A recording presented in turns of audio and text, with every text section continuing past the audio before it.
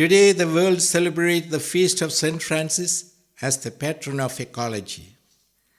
The orders of St. Francis of Assisi celebrate his entry into heaven. The persons and institutions which bears his name celebrate their patron's day.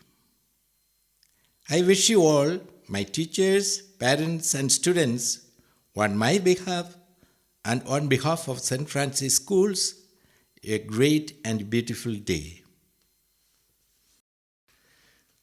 St. Francis of Assisi, who was like any one of us, understood the vanities of the world, and when he could attach himself to God, he was able to detach from the allurements of worldly joys in order to enjoy the heavenly bliss.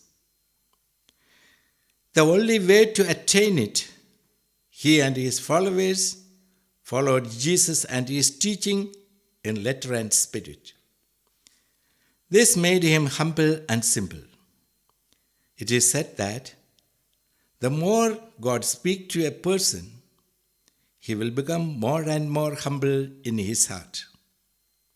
And little by little, he will become the humblest man on earth. The touch of God transforms the person to be the humblest man on earth. St. Francis thus was transformed by God and became a little brother to all his creation.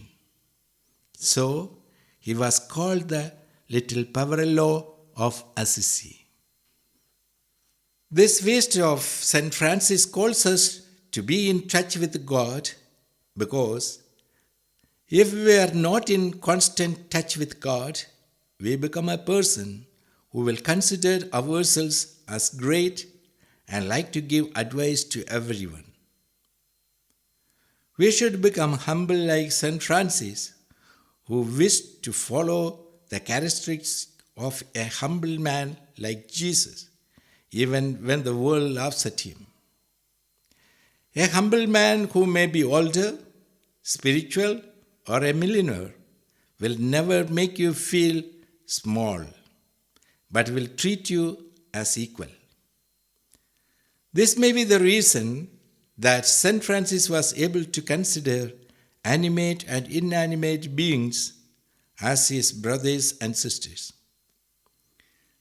St. Francis was so God-filled and Christ-centered.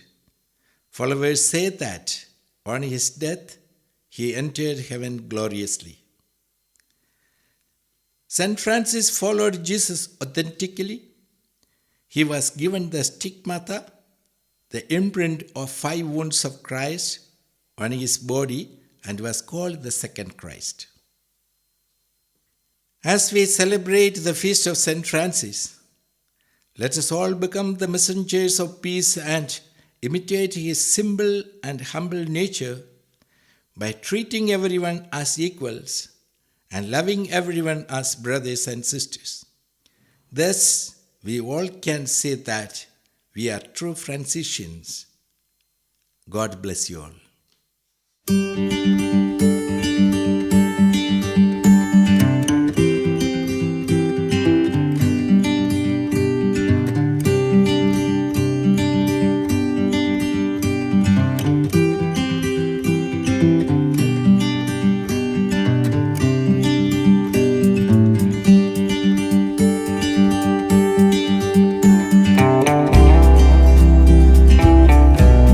What are you all doing? I remember it's not Environment Day today. Why are you busy in such activities? Sister told that it's our patron's day today.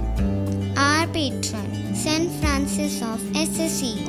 Our school is named the same, and he is regarded as the patron of ecology. Sister Christina said that he loved nature and his creatures, so we must walk on his footsteps. I am tired. I still don't understand how to love nature, and I am so confused about our patron. I am confused too. How can someone love animals? They are so creepy and dirty. And harmful too. You see, a dog bit me that day.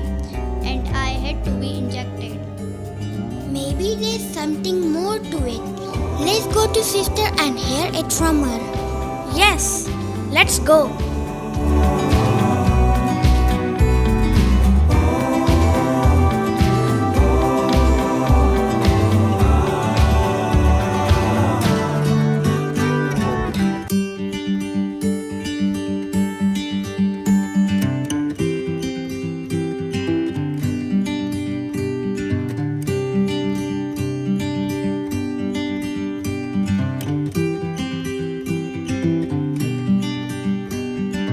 Sorry, sister.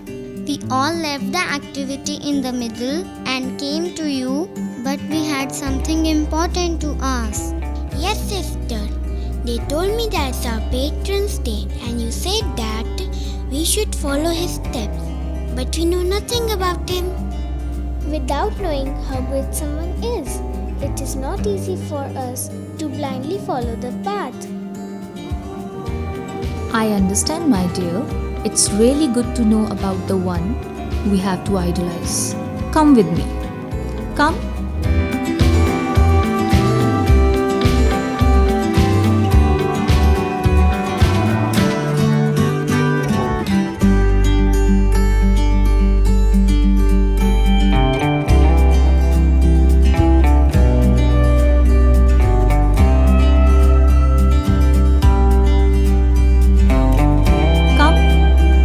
All of you.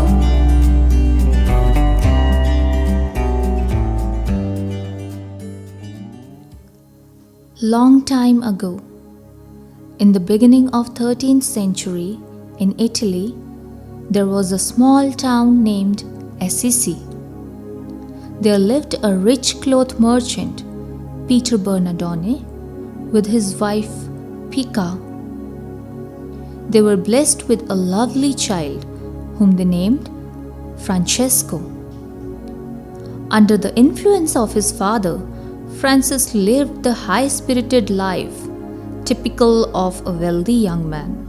Francis was not in want during his youth. He was spoiled, indulging himself with fine food, wine, and daily celebrations.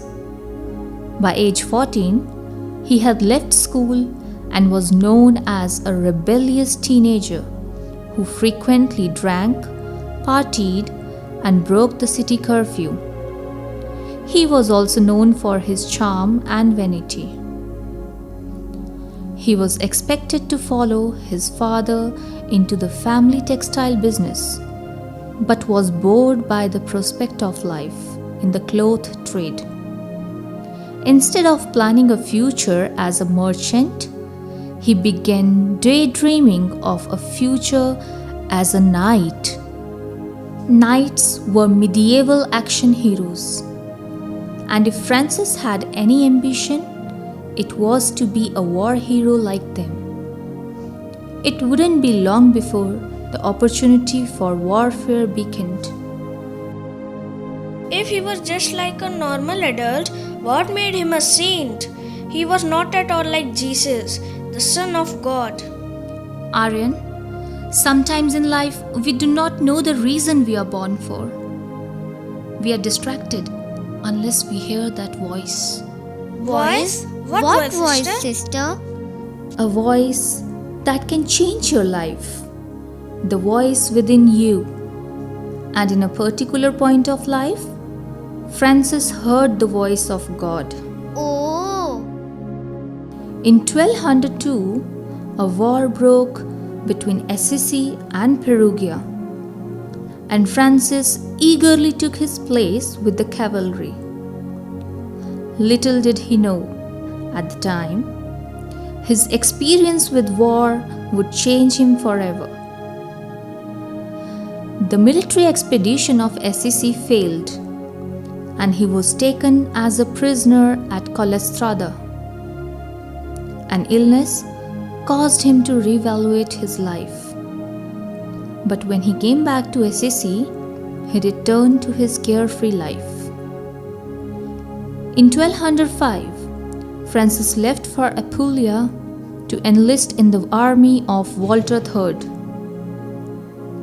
Somewhere in middle, When he was alone, while quenching his thirst, a light dawned upon him, and he heard a voice. The voice of God?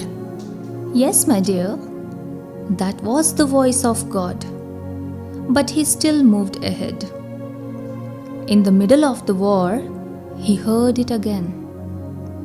The voice asked him to stop the war, and that he would be told what to do. This vision made him lose his interest in worldly life. He went back to his home.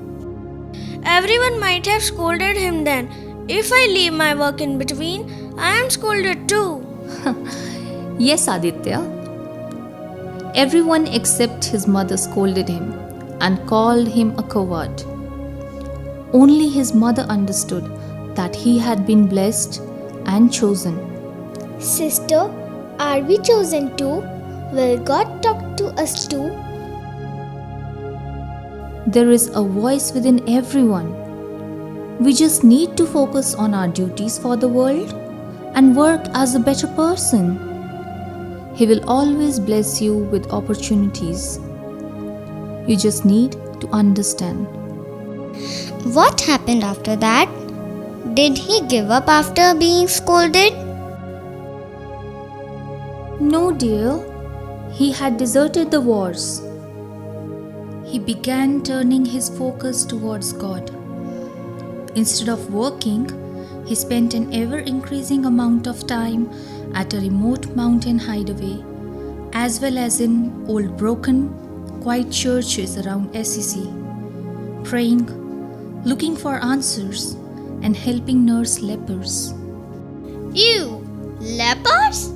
How could he nurse them? I feel irritated when I see them. I just go away. Ishitva, they too are creation of God. All they need is compassion and cure. But if we leave our brethren, will we really be the children of the Lord? Will He love us for hating our own brothers just because of an illness? I will tell you how he began. One day, while riding on a horse in the local countryside, Francis encountered a leper. Prior to war, Francis would have run from the leper. But on this occasion, his behavior was very different. Viewing the leper as a symbol of moral conscience, he embraced and kissed him, later describing the experience as a feeling of sweetness in his mouth. After this incident, Francis felt an indescribable freedom. His earlier lifestyle had lost all of its appeal. That makes him a saint, one whom God chose to make a channel of peace, love, pardon, and unending joy. You were right, teacher. We are sorry. I understand now that God has blessed us with everything, not because we deserve, but to help those who lack something. We need not donate big amounts, but a mere sign of empathy and compassion is enough to encourage someone, to bring a smile on someone's face. That would glorify our birth. Yes, children, that is something which can change the world and make it a loving and peaceful place. What more did he do, sister? Please tell us. During this time, while praying before an old Byzantine crucifix at the church of San Damiano, Francis reportedly heard the voice of Christ, who told him to rebuild the Christian church and to live a life of poverty, contrary to the life enjoyed by clergy and Christians of his time. Francis obeyed and devoted himself to Christianity.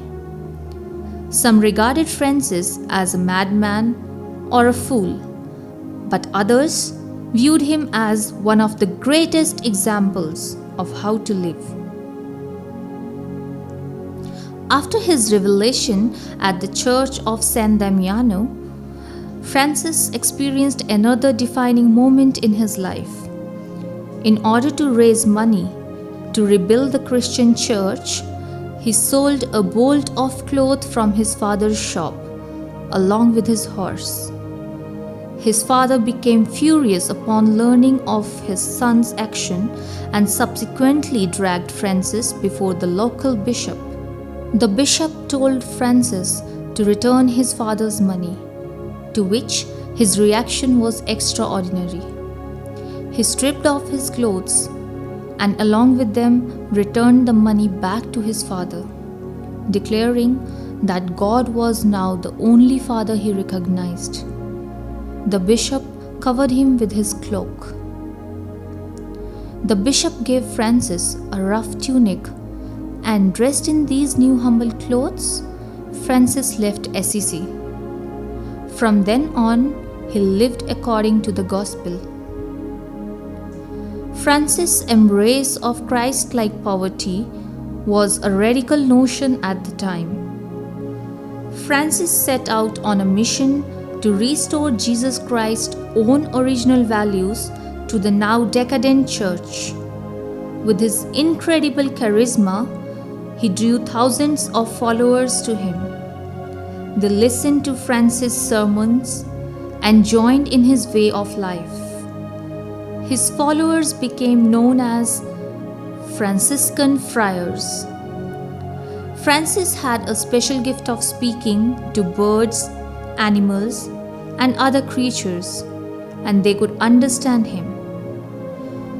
He even went so far as to preach animals, which garnered criticism from some and earned him the name God's Fool.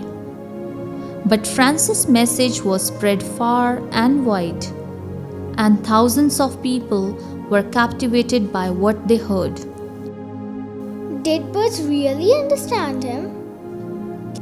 Yes, they did. His love for every creature was boundless. While traveling to Rome, the pigeons showed him the way. Whenever he saw any animal caged, he freed it and told it never to be caught again. He freed the caught fish into waters. When he sat beside a lake, the fish came on the sides to listen to him. There is another incident about the wolf of Gubbio. Once, a wolf created panic in the town of Gubbio. He attacked mankind and destroyed their cattle too. Wolf? You mean he loved the wolves too? Yes, a wolf too. He loved all the creatures. Seeing the panic of the villagers, St. Francis went to the forest to meet the wolf alone. When the wolf came near, it attacked him. But St. Francis brought over his cross. Was St. Francis hurt? St. Francis tamed him easily and asked him what had happened. The wolf told how he had been left by his pack, and because he was hungry, he attacked the town folks. He went to the town and called all men and told him what had happened. The townspeople and the wolf came to peace by agreeing to supply the required food and other things. All lived happily ever after. What a great saint he was. Yes, I promise to walk on his path. And I won't hate any animal anymore. What happened to St. Francis after that? In 1224, St. Francis reportedly received a vision that left him with the stigmata of Christ. Marks resembling the wounds Jesus Christ suffered when he was crucified through his hands and the gaping lance wound in his side. This made Francis the first person to receive the holy wounds of the stigmata. They would remain visible for the rest of his life. Francis of Assisi died on October 3, 1226, at the age of 44 in Assisi, Italy. Today, Francis has a lasting resonance with millions of followers across the globe. He was canonized as a saint just 2 years after his death on July 16, 1228 by his former protector, Pope Gregory IX. Today, St. Francis of Assisi is the patron saint for ecologists, a title honoring his boundless love for animals and nature.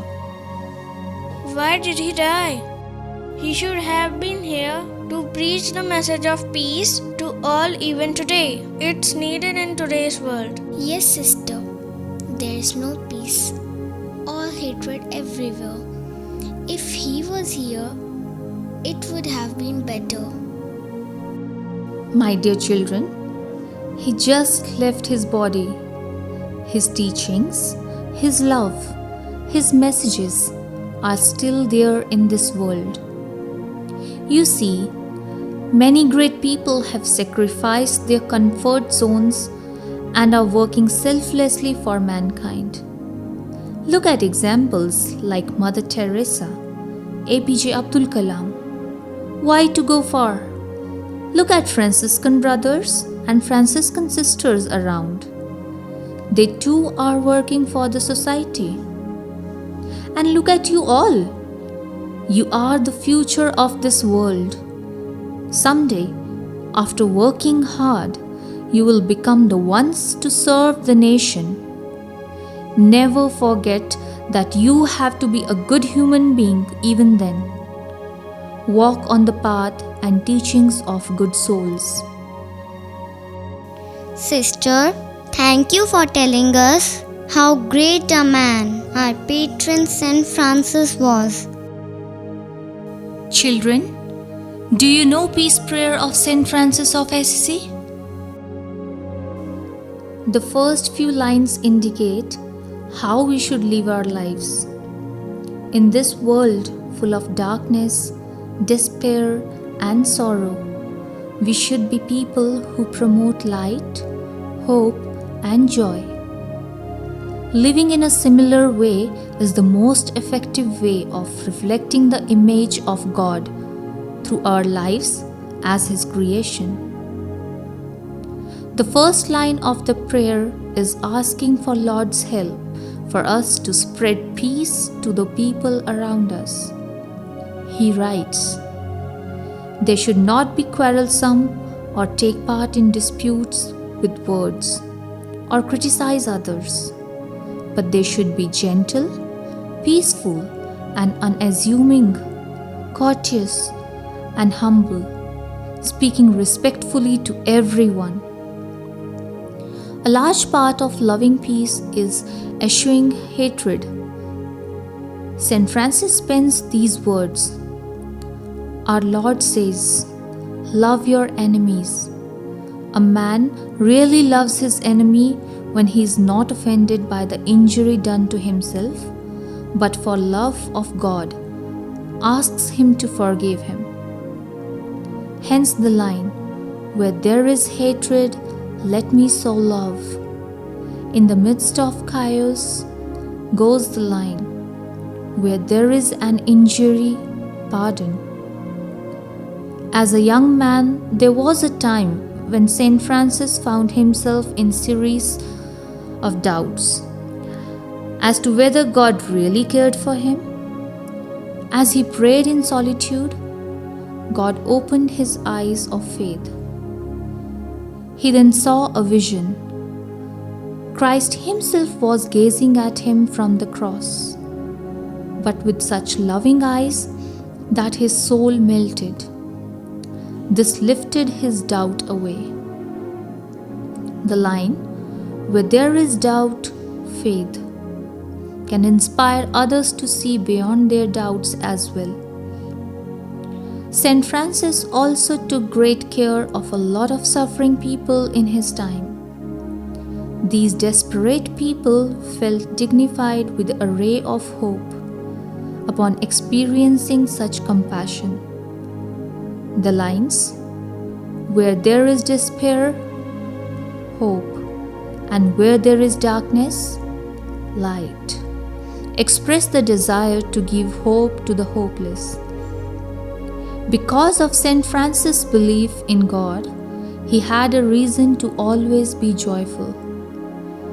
God, overflowing with love, was his source of joy. The line, "And where there is sadness, joy," serves to stir people's heart in hopefully the same way. The last 7 lines describe as a good set of guidelines to live by every single day.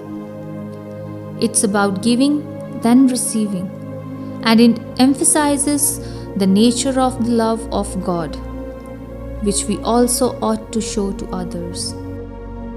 We promise that we'll think of all creatures as brothers and sisters.